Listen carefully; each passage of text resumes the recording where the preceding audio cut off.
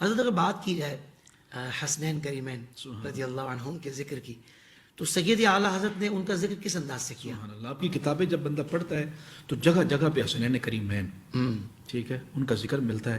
ایک جگہ پہ آپ لکھتے ہیں کہ جب امام حسن مجتبیٰ کی ولادت ہوئی تو سرکار خود تشریف لائے, فرمایا مجھے میرا بیٹا تو دکھاؤ. واہ واہ. اور اس کا نام کیا رکھا ہے؟ سبحان تو حضرت علی المرتضیٰ کہتے ہیں اس کا نام میں نے حرب رکھا ہے, جنگ جو, کیونکہ جنگوں سے بڑی محبت ہے. صحیح. فرمایا نہیں حسن.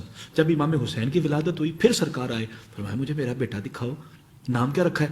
یا رسول اللہ حرب رکھا ہے. فرمایا نہیں حسین. پھر تیسرے بیٹے پیدا ہوئے, سرکار خود تشریف لائے, فرمایا کیا نام رکھا ہے؟ کہا حرب. فرمایا نہیں محسن. یہ حضرت محسن تھے, حضور علیہ السلام کے ظاہری حیات میں ہی بچپن میں ہی وصال فرما چکے تھے. صحیح. بات کا معاملہ نہیں, حضور کی ظاہری حیات میں.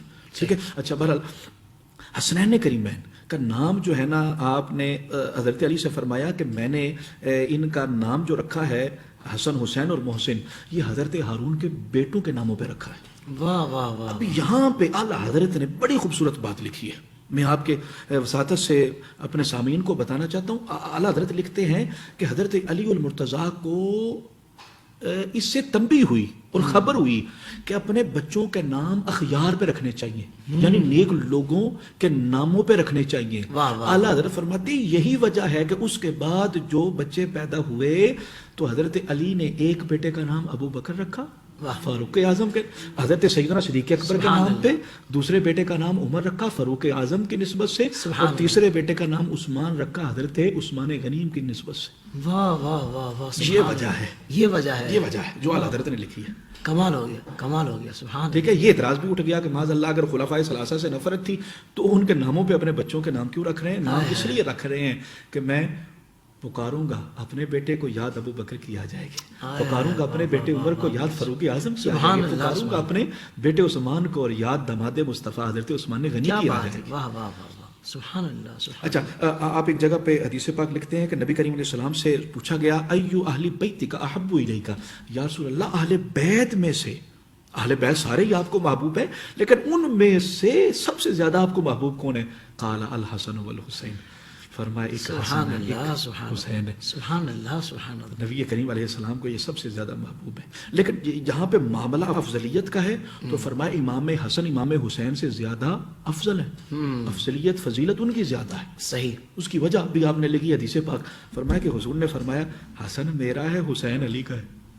اللہ اکبر. اس لیے امام حسن جو ہے نا وہ امام حسین سے اعلیٰ ہے, افضل ہے. سبحان اللہ. قربان جائے یار, قربان جائے. اعلیٰ حضرت نے اس انداز میں حسنین کریمین کی عظمت و شانوں کو بیان کیا. فرماتے امام حسن مجتبیٰ وہ عظیم حضور کے نواسے ہیں کہ جب انہوں نے دیکھا کہ مسلمانوں کی تلواریں نکل چکی ہیں اور خون ریزی ہوگی, مسلمانوں کے خون کو بچانے کے لیے انہوں نے اپنی خلافت کو ترک فرمایا, تو اللہ نے اس کے بدلے میں کیا انعام دیا؟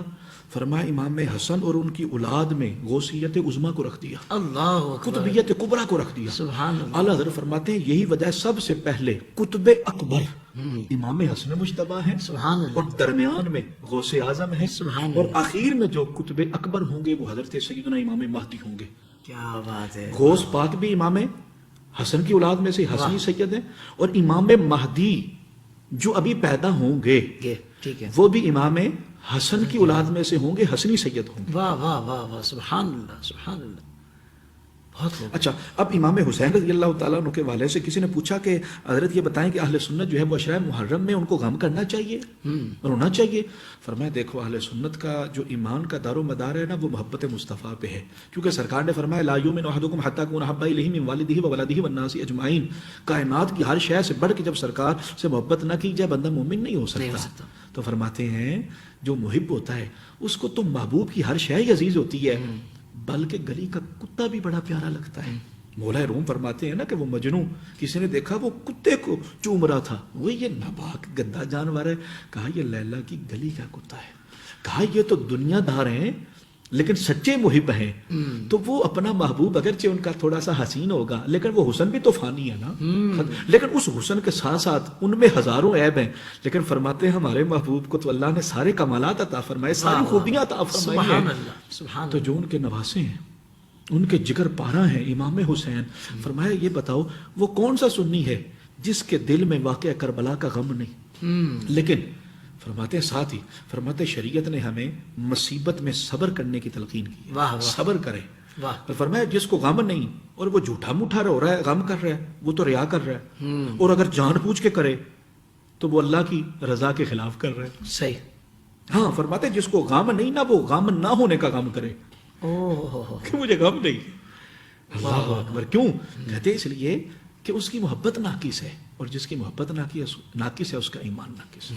بہرحال فتاوی رضویہ شریف آپ پڑھیں, کتب اعلیٰ حضرت پڑھیں تو جگہ جگہ پہ حسنین کریمین کی بارگاہ میں آپ نے بڑے خوبصورت انداز میں جو ہے وہ خراج تحسین پیش کیا ہے. سبحان اللہ سبحان اللہ. زندگی کے تمام شعبوں میں دینی رہنمائی حاصل کرنے اور آخرت کو بہتر کرنے کے لیے ہمارے YouTube channel Islamic digital studio کو سبسکرائب کر لیں اور بیل آئیکن بھی پریس کر لیں. قرآن سے بھی ملاتا ہے ہمارا